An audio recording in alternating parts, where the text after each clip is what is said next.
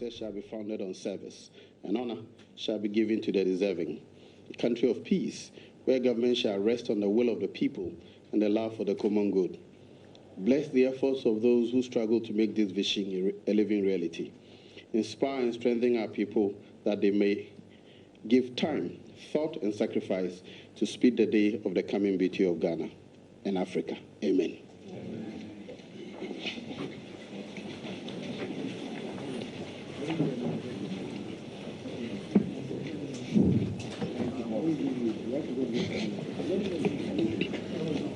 I welcome honorable members to the first meeting of the Appointments Committee of the 7th Parliament. And I welcome all other invited guests who are assembled here to this meeting. Our head of public directorate has already spoken to you about the rules governing the proceedings here. I wish that all of us will respect it, but in particular to remind everybody that this is a meeting of Parliament, and if you're not a member, you're not permitted to speak. If there's a member of Parliament, not a member of this committee, who wishes to ask a question, he may seek permission with the chair, and if the circumstances permit, we would allow the person to ask the question. May I now ask the clerk to invite the first nominee, Honorable Osafo Marfo.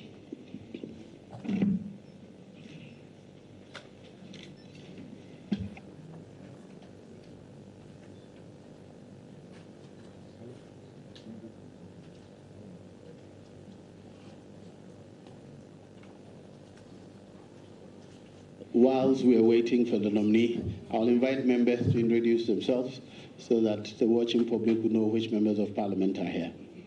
I'll start from my right. Sarah Osafo, Member of Parliament for Dome Kwabenya and Vice Chair of the committee. Kwesi Amyarchembe, MP for Sunyani East and Majority Chief Whip, Member of the committee. Mahama Ayaraga, Member of Parliament, Boku Central, Member of the committee. Barbara Asha AC, MP for Cape Coast North, a member of the committee. Matthew Prempe, MP for Menchia South. Esla Owusu Ekufo, MP for Ablekuma West.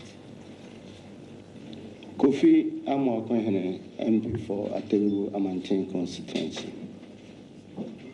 Eric Opoku, MP for Osafo South.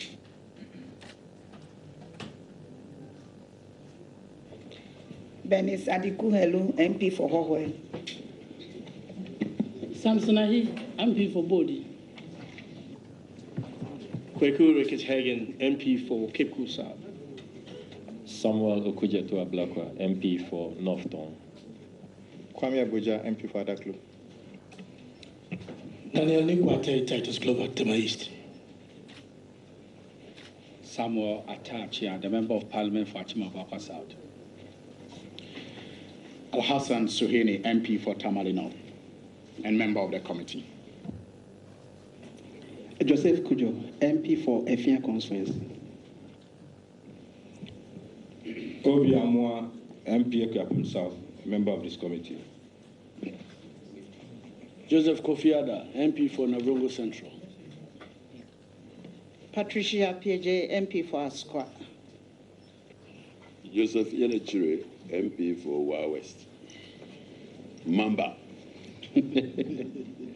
Dominic Nito, the MP for Bimbila constituency. Anthony Cabo, MP for Laura, member of this committee. Edward Nilante van der Poel, MP Odododio. Muntaka Mubarak, Member of Parliament for Swansea, and then the deputy ranking for this committee. Aruna Idrisu, Member of Parliament for Tamale South, and ranking member for the committee. Joseph Oseus, I'm chairman of the committee. An MP for Bekwai. Now, can you please swear the nominee?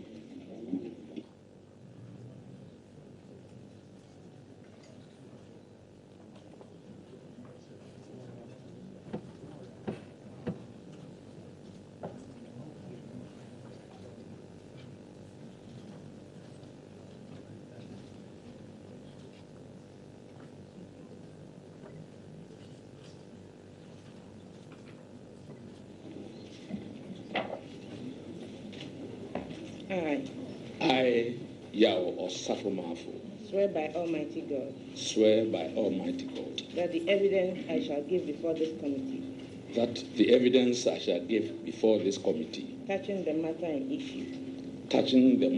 issue shall be the truth, the whole truth, and nothing but the truth. So help me God. So help me God.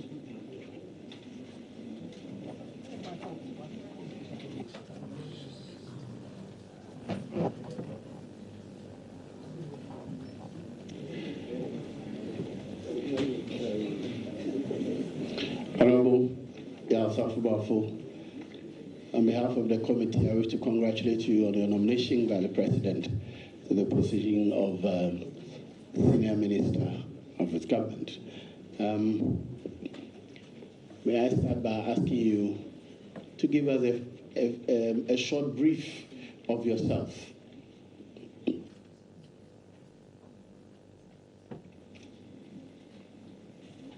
Mr. Chairman, members of the committee, I was born on the 24th of December 1942 at Achimewisa, educated at the Presbyterian Primary and Boarding School at Achimewisa, then at Achimota School for O and A levels, Kwame Nkrumah University of Science and Technology for my engineering degree in mechanical engineering, worked at Valco as a process and quality control engineer, left Valco to join now the Ghana Investment Center as an investment promotion officer, later taken to Frankfurt as the director of Ghana Investment Center, came back to Ghana after that period and joined the Bank for Housing and Construction there as the chief manager in charge of operations. Rose through the ranks to become the managing director of the bank, 1979. Later, was taken to the National Investment Bank as a managing director. Later, I became member of parliament for Achimota constituency, in opposition in the beginning, and still as member of parliament for Achimota, I became the Minister of Finance and Economic Planning, Minister of Education and Sports. I'm a very strong football enthusiast. In between, I became director of Asante Kotoko and very much closely associated with the Methodist Church. I've been a member of the Methodist Conference since 1987 and a member of the Methodist Council. As a founding member of the Methodist University Council, the Methodist Church Council, and the Finance Committee of the Church since 1987. Basically, Mr. Chairman, this would be my background. Can you switch off your mic here? Thank you. Before I open the floor, can you tell us briefly, what is your brief? What has the President asked you to do in that position as Senior Minister? Thank you very much. I think for the first time in the history of this country, the President decided not to just name his ministers, but he invited the ministers in groups and called us one by one and told the whole country what he wanted each to perform and why he wanted them to perform. I've also had a very extensive discussions with His Excellency the President about my job as a senior minister. From our manifesto, one of the major targets of the President is to transform the economy. Because as you are aware, the economy is in some difficulty. We are now in an IMF program, and we've got to come out with flying colors. The President told me specifically that we, that is the MPP, have had a senior minister before, in the person of Mr. J.H. Mensah, whom I worked with because at the time I was the Minister of Finance. And he coordinated the economic sector ministries. When you talk about the economic sector ministries, you take all the ministers, you have the social sector, you have the infrastructure sector, you have the economic sector, and then you have governance and security. All the productive sectors are referred to as economic sector, and there will be a major block as a subcommittee of Parliament and coordinate the activities of the economic sectors of its cabinet as it may be. And he wanted me to bring my experience as a Minister of Finance, as somebody who have done a similar job in Uganda, a similar job in Liberia, to bear, to try and, you see, no ministry, when you talk about economic ministry, is independent of the central economy. The reason why industry is not working is because there may be lack of capital. And this relates to Ministry of Finance. This relates to the banks and that kind of thing. So I'm playing a coordinating role for the economic sector, as it were.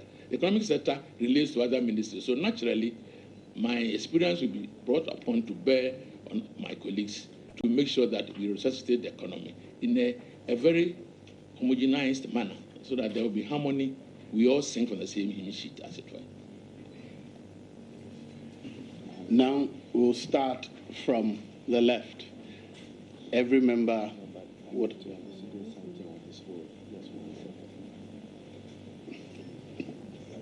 Honorable Osafo Marfo, this is a meeting of record. Do I take it that you are assuming that your role as senior minister will be to coordinate the economic sectors of this government, and that will assume that non-economic ministries will not be under your purview? Is that the case?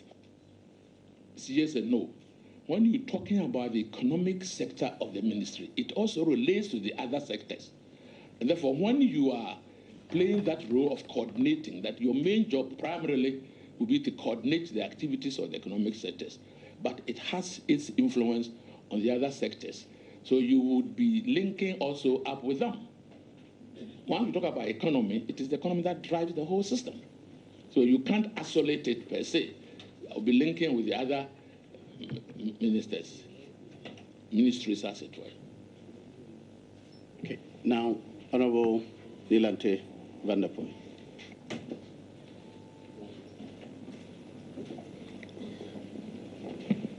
Honorable Osafo Marfo. First, let me ask from your brief. You are to transform the economy, coordinate the economic sector ministries. What will be the relationship between your office, the NDPC, and the Ministry of Finance? Thank you very much. If you look at the Constitution carefully, the NDPC is a super planning center. They are supposed to have the national planning and also be responsible for the Secretary of the National Planning. The national planning is not only for the economic ministries. It affects every other facet of the country. And therefore, the relationship will be that of cooperation as a minister linking and coordinating the economic ministries. There would be very, very close relationship between me and whoever will be responsible for planning. Indeed, we'll be colleagues and friends. We have to be, to make sure that we coordinate properly.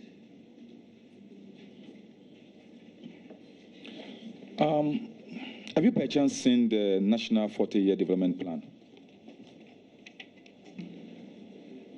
I was involved in the preliminary discussions of the 40-Year Development Plan. In fact, I was consulted in the matter in the discussions. I made my view clear from day one that I did not believe in planning in excess of 10 years because of stringencies of world economics. And therefore, I would prefer that we restrict ourselves to a 10-year development plan. And I gave some specific notes of mine, particularly in the infrastructure side. Dr. Nimoy Thompson, who was working on this, called me a couple of times to talk about things, but I haven't seen the final outcome of the 40-year development plan. But I've had some input into it relating to infrastructure, relating to what I called the blood for this system, which is power, which is energy. I feel very strongly about sufficiency of energy to run every country. So I gave my views about it. I haven't seen the final product.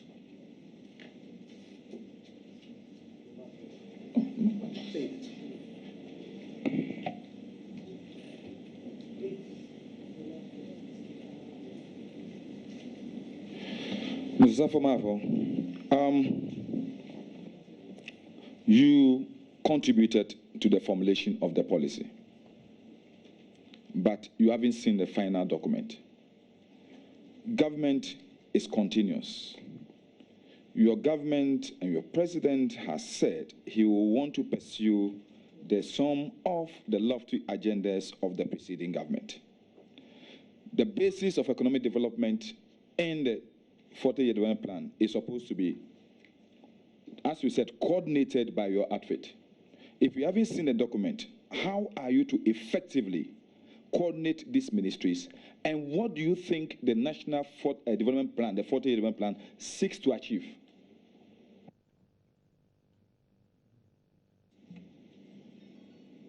I think I said I had some input. In fact, they met the whole caucus of the NPP in our headquarters to discuss initially the 40-year development plan. The vice president and myself expressed our views on the length of time about it. Now that we are in power, we're surely going to have a critical look at that program. We're not going to swallow it hook and eye, certainly not. As I said, I made my view clear that I do not believe in planning beyond 10 years, and I still stand by that. We'll look at the 40-year plan. It's important that every country like Ghana should have a long-term planning, particularly with respect to infrastructure, so that there will be continuity. So we'll definitely look at it, and where modifications are necessary, we'll make it after thinking through. Those who originated it are in the country, and I believe in consultation. We will talk to them here and there to make sure that we are singing from the same hymn sheet.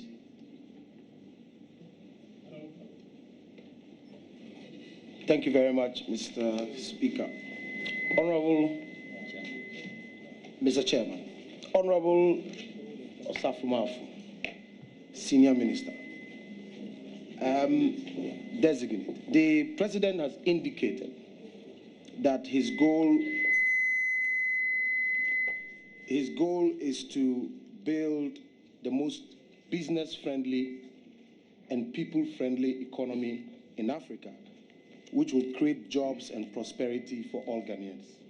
I want to find out, from the brief that you gave us, you are supposed to coordinate the economic sector ministries, oversee governance and security and general coordination of government programs. What are some of the practical steps that can be taken to achieve this business-friendly and people-friendly economy in the context of the current IMF program, and whether or not this government is going to open some negotiations or renegotiate aspects of the IMF program? Thank you. Your question is very complicated, but let's break it into two. Exactly. I want to deal with, from our manifesto, we want to create a business-friendly environment for government. When you talk about economic sectors, it includes the Ministry of, let's say, Lands and Natural Resources. One of the major hindrances to business in Ghana is land acquisition. In fact, the method is so complicated that sometimes when you look at it, and many of you have had experience, you don't understand. To really make the environment business-friendly, we've got to look again at a land acquisition system in this country. And as a senior minister coordinating these economic ministries, that will be one of my focus. Because people come ready to invest, and some of them are put off because of people selling land to them, 2, 3, multiple sale of the same land, that kind of thing. Sometimes it is embarrassing. Some of these probably look small, but they are complicated. Rent system in this country. Now, there's nowhere in the world where you pay rent advance 2 years. It's nowhere in the world. If you go to Germany, by law, you can't take caution more than 3 months. In our part of the world, people can take 2 years. When there was a problem in Côte d'Ivoire, Mr. Fan, people wanted to relocate from Côte d'Ivoire to Ghana. I was involved. They were put off by the rent advance. Because if he's going to get a premises for $5,000 and he's to pay for 2 years advance, 5 times 12, 60,000 times 2, 120,000. That is, you are taking off his working capital. And therefore, these are some of the things which may not look too obvious, harmful to the economy, but it is harmful to the economy. Many of them were not prepared to borrow additionally to rent houses in Accra, and therefore they moved to other places. So these are areas we have to look at to make the environment business friendly. We're talking about business friendly. It's also among foreigners, not only Ghanaians, but also among foreigners. There are some of these small things. Try to get a company registered in this country. And some of you have gone through and you know it. Some of these things, and you don't understand why we should make some of these simple things so difficult for ourselves as a country. It has persisted through governments.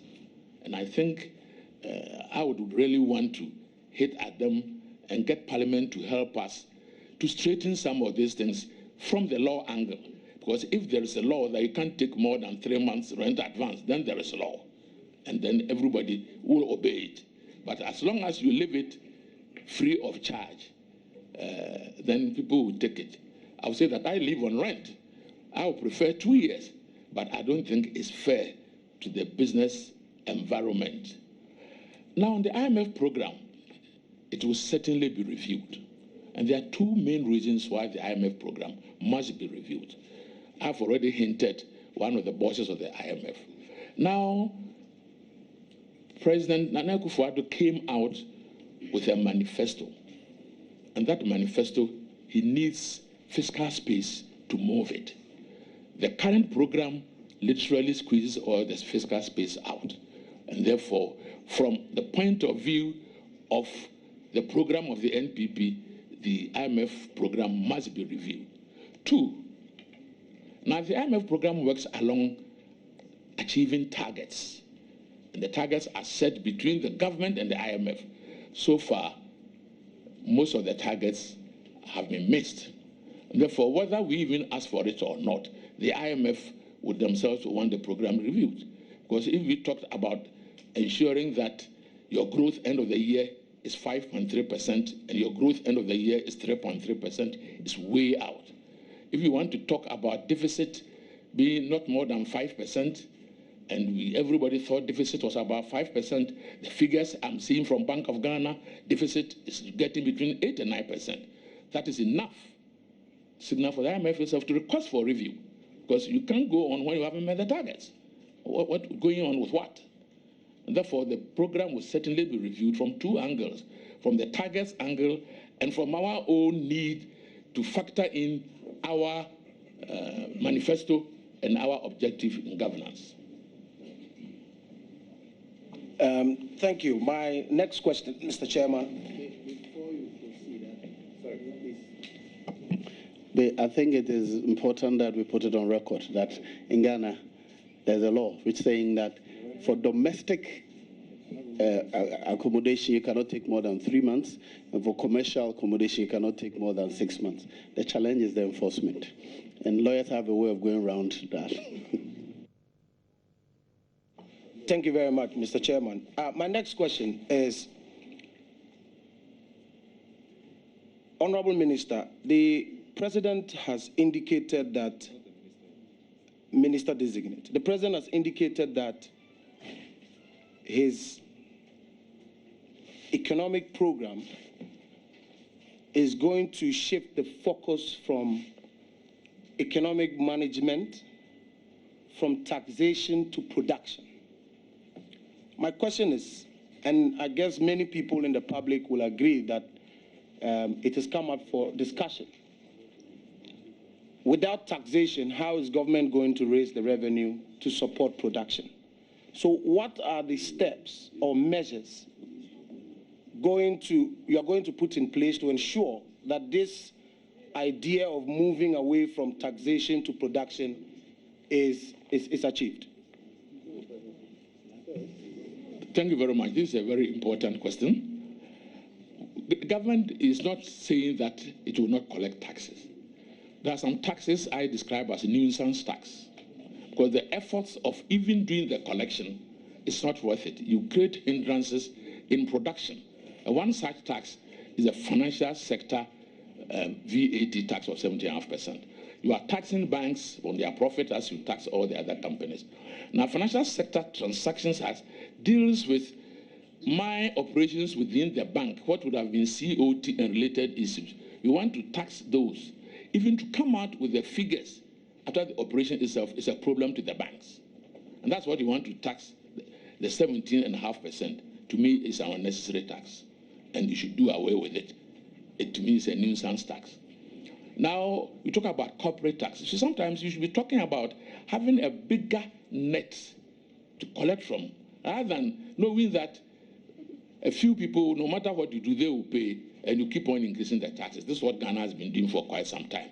Corporate tax, we said in our manifesto, is going to come from 25% to 20%. Withholding tax has to be withdrawn. What is withholding tax? It's a lazy way of taxing. Somebody is taxed in advance of an operation and is allowed to take it at the end. What does it do? You are taking people's working capital. And it's 5–10%. Such taxes should be looked at. We're looking at production. We are looking at making this whole thing friendly to businesses. So any tax that creates a hindrance to business, we are going to look at. Our first budget, which will be in early March, will review all these taxes, and we will announce to the country through the budget which taxes we will do away with. We did mention them in our manifesto, and we are going to keep to the promise. We've already met on this 3 times. That's the economic sectors. And we are looking at the relevant figures to inform our budget. My last question. I just looked at your CV, and there's some part of it that says that you have some knowledge in German. Yes. And I don't know if it's the language or it's the culture of the people. If you can throw a few German lines, we'll be happy. Begins? What does that mean? How are you? Okay, thank you very much. All right, thank you. We'll move to the right. Honorable Ayaga.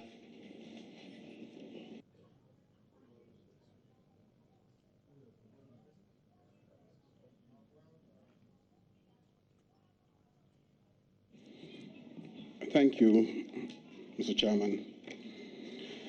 Mr. Chairman, Article 78(1) of the Constitution says that ministers of state shall be appointed by the President with the prior approval of Parliament from among members of Parliament or persons qualified to be elected as members of Parliament. Honorable Osafo Marfo is not a member of Parliament, but I believe he is among persons qualified to be elected as members of Parliament. He was a former member of Parliament. He's not a member of Parliament.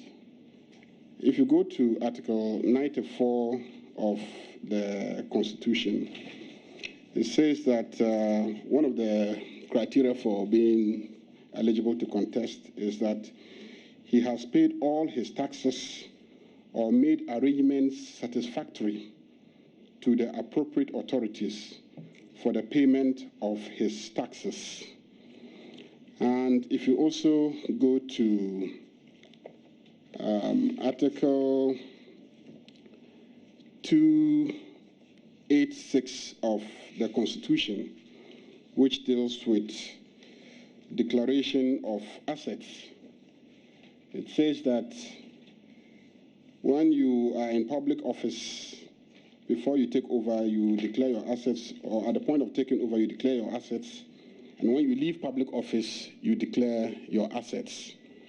I'm simply asking whether you have met these constitutional eligibility criteria to become a minister of state under Article 78. Thank you very much.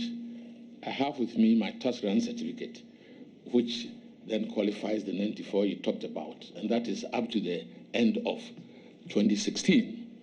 We were given guidelines by the Office of the Appointment Committee to sort this thing out, and I've done it. I'm a very faithful taxpayer. And on the declaration of assets, I've done declaration twice when I was minister, MP, and I did both in and out. I'm sure one of the few who did it.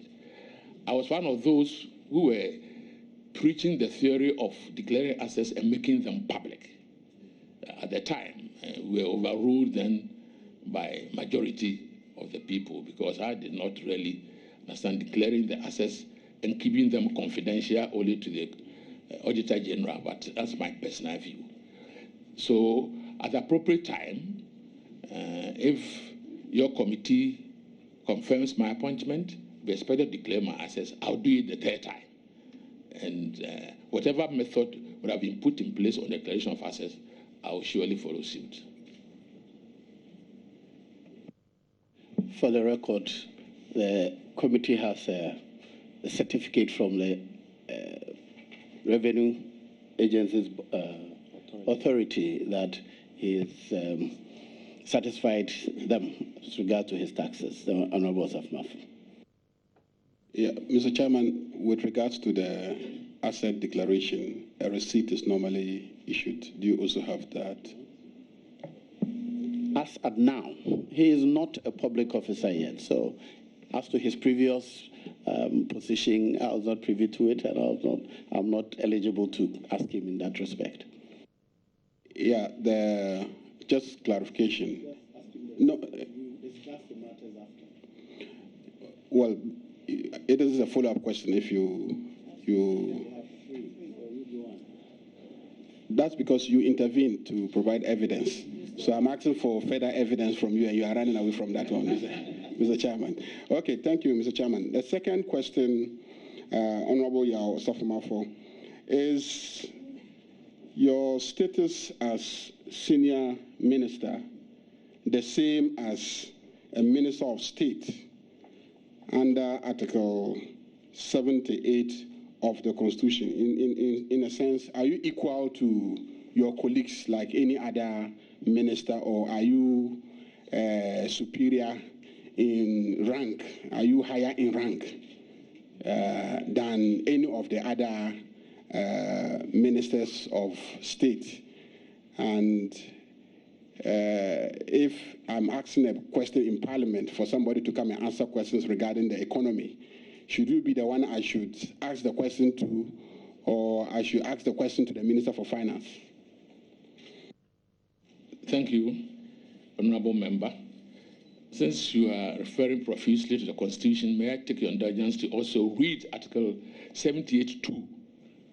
With your permission, Mr. Chairman, Article 78.2 reads, "The President shall appoint such number of ministers of state as may be necessary for the efficient," and I'm emphasizing efficient, running of the state. The President has the prerogative to appoint these ministers. As to naming, we decide to call an octopus minister, octopus minister. I mean, the only one minister is mentioned in this constitution of ours, and that's the Attorney General. In other clauses, 5 other ministers have been mentioned: Finance, Interior, and Defense under the Security, because they are members of the Security Council. Now, I'm certainly Minister of State. His Excellency the President, in his wisdom, defined my work and decided that I should be called Senior Minister, because I have a coordinating role to play. And this is not the first time. J.H. Mensah did the same. Knowing the kind of experience J.H. Mensah had, and I can assure you, J.H. Mensah had a tremendous influence on our performance as a government. So I think I will not answer questions raised on finance. It will be answered by the Minister of Finance. I I told you I'm doing a coordinating role. If you want to ask questions relates to coordination, I will come and answer that. So the simple answer is that you are not superior to any minister. You are equal to all them. You are co-equal to all the ministers, if I may use that expression. I'm a minister who is also a coordinator. And in coordinating, you could also flex muscles here and there for information. You are coordinating, you need to collect data, you need to match things, and you can't just sit and if you ask figures, you set targets and people don't bring, won't you request and insist on them? Mr.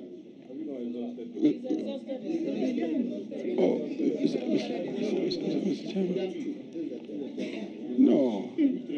I asked a specific question.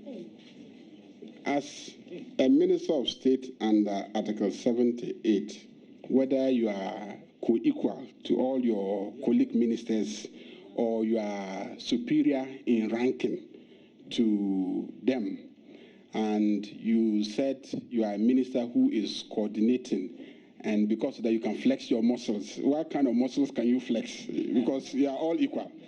If you ask somebody, we need data to do certain things, to do analysis. And if you ask somebody to bring the data and the data is not coming, what will you do? If you are coordinating, you must find a way of getting that information. And you must give him or her a deadline that I want this information, but otherwise we can't run the system. The system must be run with some discipline in it, wouldn't it? Wouldn't you think so? If you are coordinating and whatever you ask, it doesn't come, what will you do? You sit down and look into the air? I think I have to literally have some guidelines. So far, in the transition, I'm doing the same, and I haven't had any problem with anybody. People are so ready to make sure that we are singing on the same hymn sheet. We want to achieve economic transformation. And that calls some efforts, that calls for some discipline, that calls for an analysis. Analysis can only be done with figures. And if the figures are with you and you won't bring it, shouldn't we take steps to get them from you? Barbara, please. Thank you very much. My second question. Just a moment. The leader wants to chip in something. Honourable Majority Leader, please. Mr. Chairman, well, I think a question was asked by the Honourable Ni Lante in respect of the position of the NDPC, and the answer provided by the nominee is that he personally thinks that planning should not even go beyond 10 years. Of course, he said it's his personal view. We're formulating for ourselves a 40-year, some people even wanted to say 50-year development plan.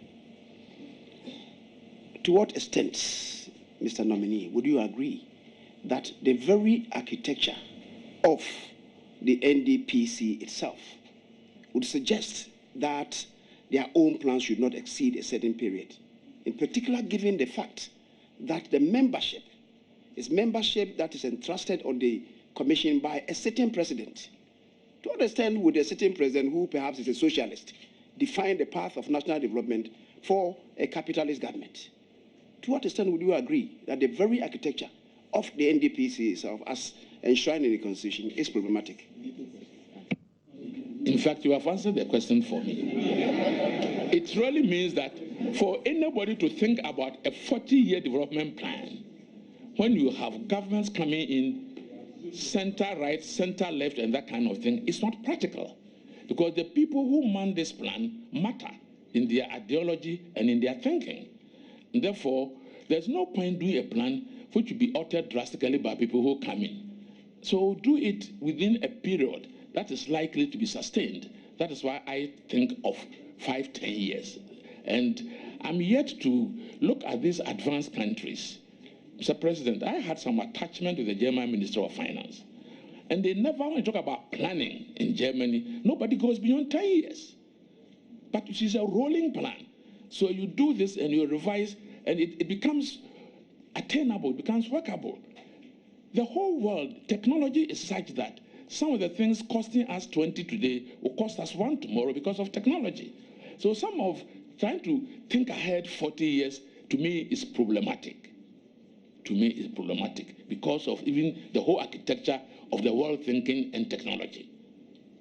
So I completely agree with you. If you bring in the question of ideology, then the 40 years is just too long, Mr. Chairman. Chairman. Yeah. Chairman, I'm compelled to come on a follow-up to the majority leader's question as to the straight dichotomy between capitalist and social government. Is the MPP a socialist or a capitalist government, for the record, Honorable Minister Designate? Thank you very much. The MPP is center-right party. The MPP is center-right party. And I assume that the NDC is left, as they claim to be. Very well. Honorable Barbara, please proceed. Thank you very much, Mr. Chairman. Mr. Osafo Marfo, you have such an impressive CV. You've been a minister, and between 1990 to 1992, you were the managing director of the National Investment Bank. And you stated that within a space of 2 years, you were able to declare profits. As a senior minister, how are you going to coordinate the activities of all the ministries to bring about growth and development? I think our number one problem we have in this country is unemployment. And the unemployment is assuming alarming proportion because the economy is not growing. The economy in 2011 grew at 14%. The economy today is growing at about 3-4%. Chairman, that is the problem. And therefore, all of us will have to think about growth. And thinking about growth means that we have to look at our economic ministries to pave the way for the private sector to operate smoothly. That's why we're described as private sector friendly system we want to put up. We need growth to be able to solve our unemployment problem. And as a senior minister, I will coordinate with my colleagues to think and dream growth, to do things that will enable the private sector come in a big way to assist with growth. If you look at other projects and programs we have in our manifesto, we're talking about one district, one factory. All these are to ginger growth, and we're certainly going to pursue them. You need capital to do this. Therefore, one of the challenges of this government will be accessing capital. And I think we're going to do our best to access capital to make this realizable. Thank you very much. Mr. Osafo Marfo, some people of the view that your role overlaps that of the Chief of Staff. Can you clarify so that the ordinary Ghanaian will know specifically your role? And how different is that from the Chief of Staff, please? I think from the definition I gave you, it must be very different. The Chief of Staff role coordinates the total ministries, and he is working to enhance the Secretariat of the President. Normally, all things which happen around the President do so through the Chief of Staff. And in that case, her role is not specifically on the economic sectors. Mine is specifically on the economic sectors because of the President's dream of economic transformation. It's a question of emphasis. But the Chief of Staff will be coordinating everything combined and running the Secretariat of His Excellency the President. The Chief of Staff's role is slightly different. Thank you. Thank you very much, Mr. Speaker. I'm done. We want to start from...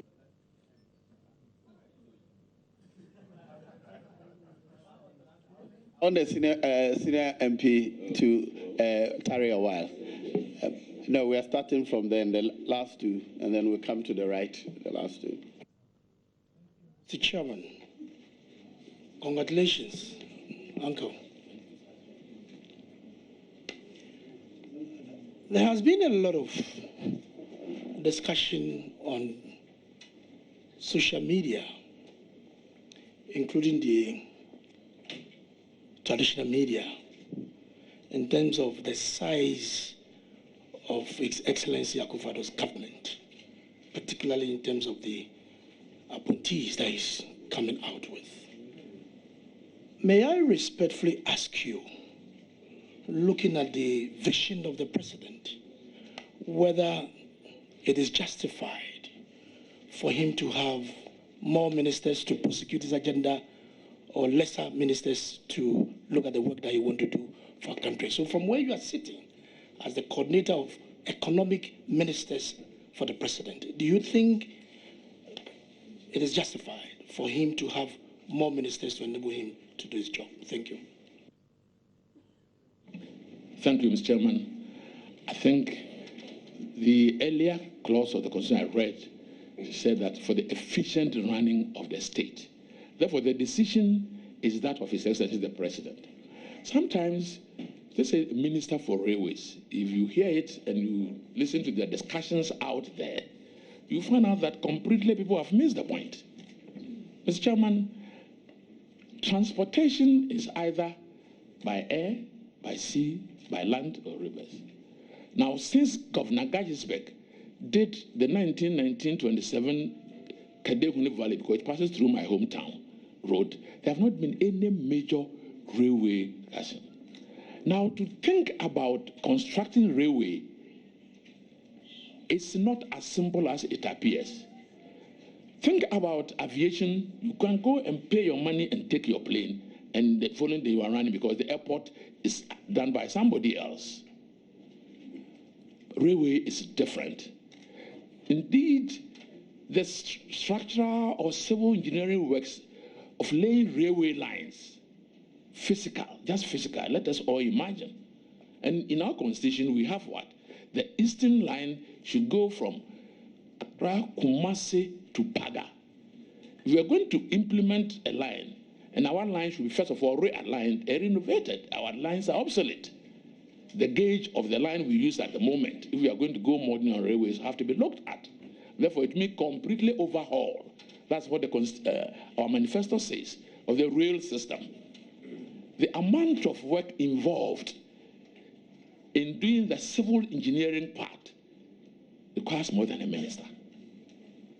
Mr. Chairman, not only that, railway financing is very complicated because you require medium to long-term finance. It's different from aviation. It's different from buses, from road. The railway, you need to have long-term financing because the repayment is long and the inflow is slow. But if we want to save our road networks, we need to go rail. We need to make sure that the railway comes live to carry goods so that all the heavy goods that will go by rail, take passengers as well, but the emphasis will be goods. And I think that the attention of one minister to do this is not too much. There's a lot of work involved. If I were to look at the railway minister, I'll give him 2 deputies. I'll give him someone who understands long-term financing to be chairing and helping with the financing because it's a whole job. I'll be looking at somebody with some good engineering background to also be looking at the civil so that the minister is holistic. So, but when the ordinary person hears Minister for Railways, this is part of transport, why is the president taking them? It's monolithic. It looks, it's just a single project. It is not a single project. The involvement is such that it requires, if you want to do it the way Akufo-Addo dreams, then it requires a minister. And no wonder that for a long time, we have not done much in our railway sector. I mean, take Ghana, what have we done since Gagisbeck time in the railway business? Very little. Some Chansi Kotoku was done by Osafo, but a very short period. But to do railway as envisaged in our manifesto requires a whole minister with even deputies to get it done and done properly. So I don't think the number, you must always also think about the crusade of the president. The president's objective to transform the economy. And he needs people to work with. He needs people to be assigned specific jobs. And sometimes not too much to do this, what he's done. He's got 36, and I think it's okay. And the Constitution allows him to do it. Thank you. Mr. Chairman, my second question. Projects, and for that matter, development, are tied to revenue generation. I've heard you again that your interest is to look at those loopholes that are making it easy for people to evade taxes and all that, so that what you are expected to rake in can be harnessed. Can you share with us, with this committee? I mean, trying to block these loopholes need a strong fight and motivation by the tax collectors. Can you share with this committee how are you going to coordinate this thing to make sure these loopholes are blocked so that we're raking the needed revenue for developmental purposes? Thank you. Mr. Chairman, I've received a number of memoranda, the transition team, about loopholes in the revenue. I'm shocked about some of the revelations I'm getting. People snip them even under my door in the house.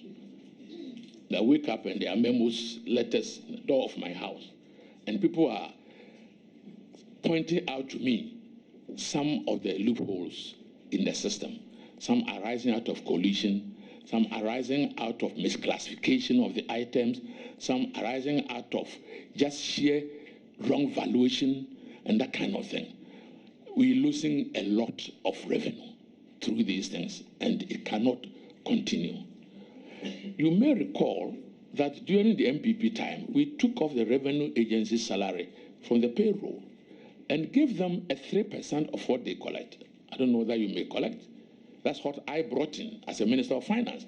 So look, let's talk about people being rewarded through efforts. Let's have, so get 3% of your revenue.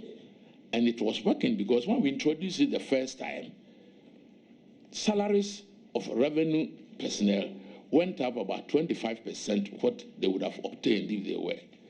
And any time we are negotiating, we refuse negotiations. Look, if you are able to improve, if you double your revenue, you will double your salary.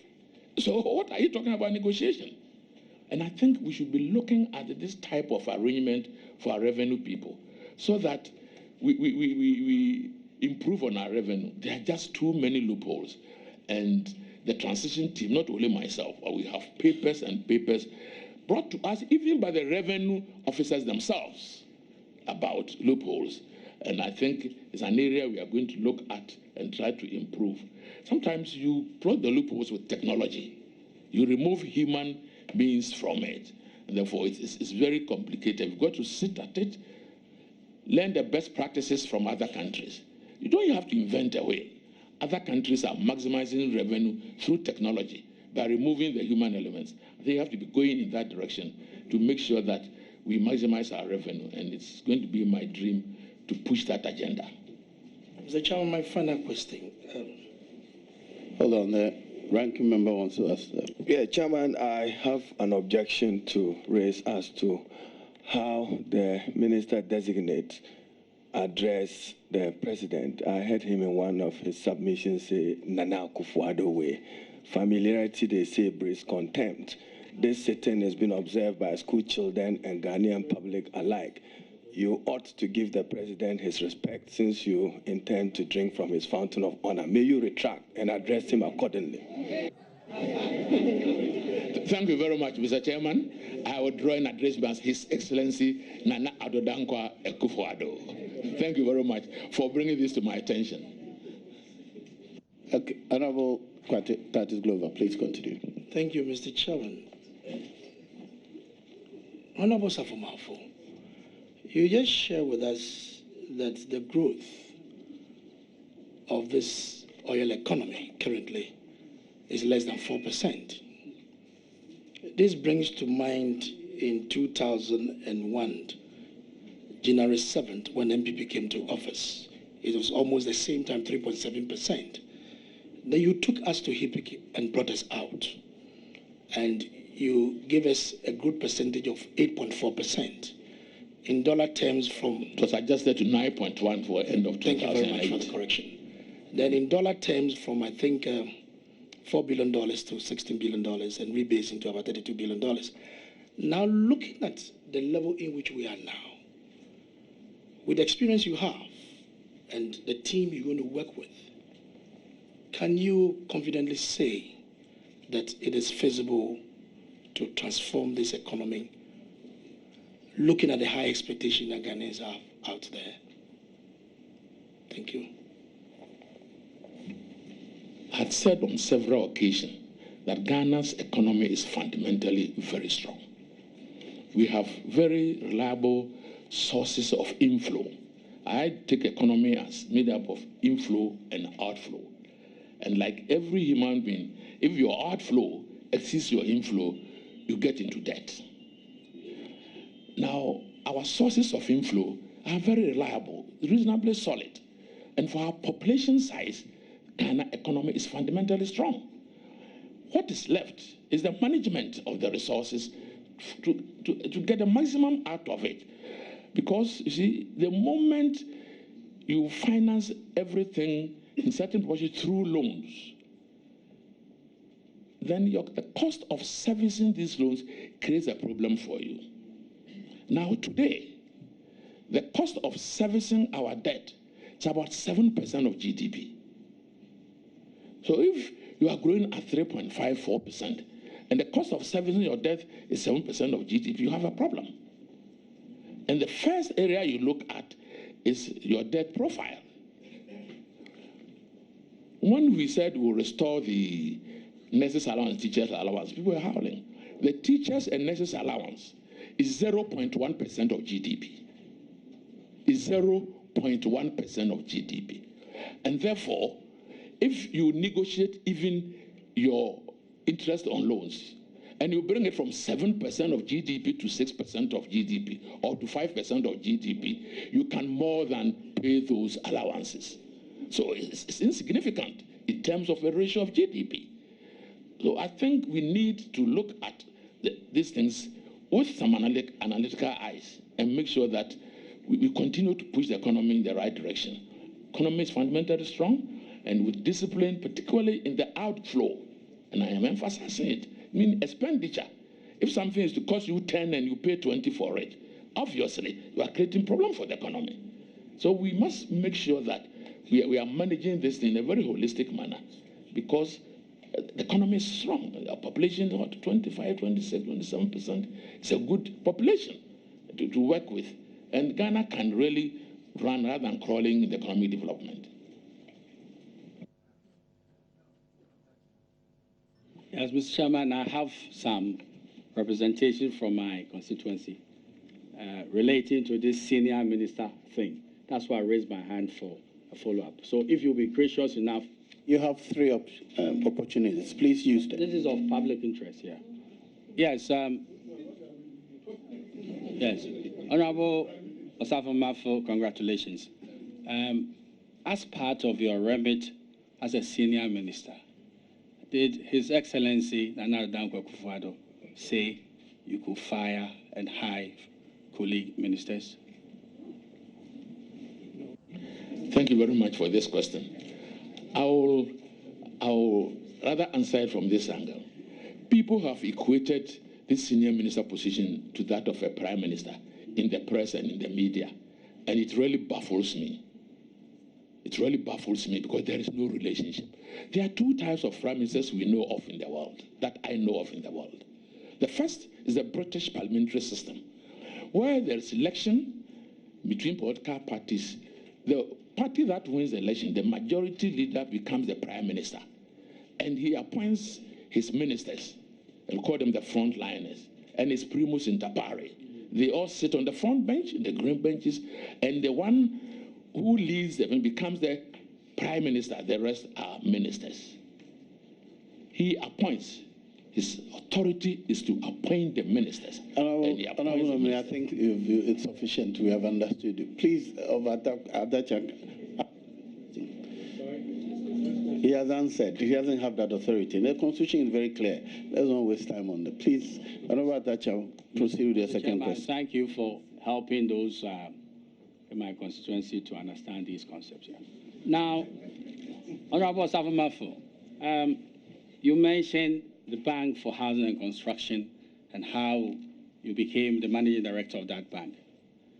If you know the serious challenge of the housing deficit, one of the problems we are facing is financing, mortgage arrangements.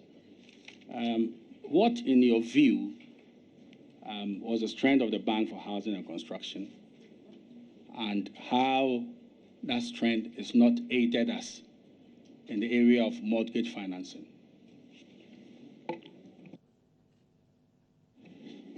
Thank you very much. I think it is a pity that the system allowed the Bank for Housing and Construction to collapse. And those who were in Parliament then, I left it 8 years before it collapsed. I gave a very emotional statement on the floor of the House on that day, because I think carefully, and I told the World Bank that they misled the whole country, because the reasons assigned for the collapse of that bank were not tenable. But it's gone, and we had agreed and it's gone, so I don't think I was spilled milk. We need a bank that can provide medium to long-term funds to make the housing industry work. You can't use commercial bank funds, these are short-term funds, to support housing. And therefore, we have to think through this again and see the best way forward. The most important thing is you need a bank that can provide long-term source of funding, because mortgage financing is not medium, it's long-term. People should be paying between 10 to 25 years. Thank you. Thank you, Mr. Chairman. You mentioned that there's a necessity to review the IMF package because of issues of physical space. Are you implying that the Mahama administration did not take that into account? And what kind of negotiations are you going to do to change that fundamental problem you're talking about, physical space to function as economy? Well, Honorable Mr. Chairman, I think the NDC government did its best to negotiate with them in respect of their policy, and you can't fault them with it. Now, we have a policy where we're talking about making, for instance, $1 million available to every constituency. You need that fiscal space to make it workable.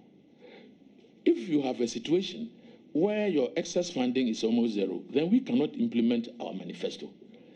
So we're going to sit down with the fund, look at the figures, and see what we can do to create room for ourselves. And I think they will be sympathetic, because they know there is a change of government, and they know the new government has new programs, and these programs must be factored into the negotiations. I mean, I don't know whether you heard President-elect Trump say, the Chinese agreement, he said, without it, say, I was going to abrogate it on his first day of assuming office, because it was a bad trade agreement. He's saying so in respect of the Republicans' window of trade business, you know. So when there's a change of political direction, there must be changes as well of some of these things, because you must have things to be able to implement your policies. And I think, as I said, the fund will themselves request for a review. If they don't, we will insist and make sure that we review. The program is for 3 years, from 15 to 18 April. And so it has got about a year to lapse. We will look at it and see how best it will satisfy both sides. We need the fund ongoing, at least for international image. We can't talk about abrogating the IMF program. No, you can't. It's ongoing. It's already been signed on. We have to follow, but we must follow it based on our terms to some extent, so that we can have this fiscal space.